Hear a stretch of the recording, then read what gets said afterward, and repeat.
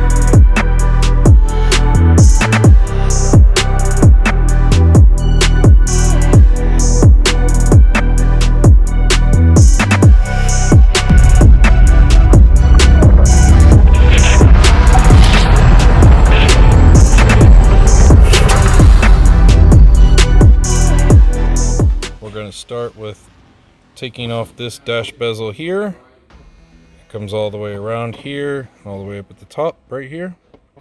You get to that by using your plastic pry tool. You just get underneath there and pull out.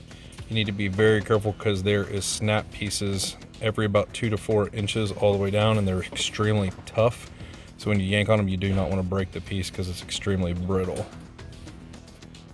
All right, we pulled this off. Remember, these are extremely tight in there when you're pulling them off, so it's extremely hard to get this off without breaking it, so don't crack it.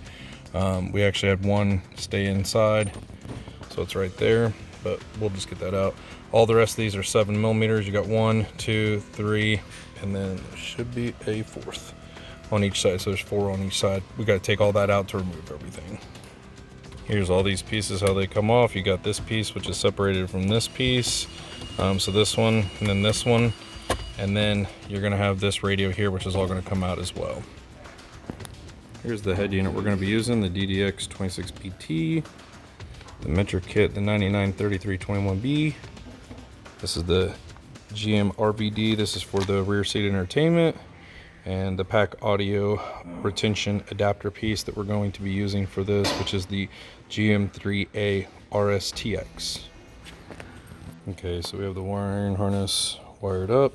Still got to clean it up a little bit, but this is basically for our parking brake. Everything wires up normal, like black, yellow, and red like normal. There is 2 blacks, 2 yellows. All your speaker wires wire up like normal. All the rest of the wires we are not going to be using, except for the remote turn on lead, which is blue and white, which we're right up to here. We also test taped all this up. There's a lot of harnesses in here, so we'll kind of go over them one by one. You got our antenna adapter, USB, and then this is the rear seat entertainment. So once we plug them in, I'll kind of show you how all those go. Here's your normal harness, parking brake right here. All of our videos are in. Basically, we have a video out for the rear view camera, and then we also have a video in, which is for the rear seat entertainment.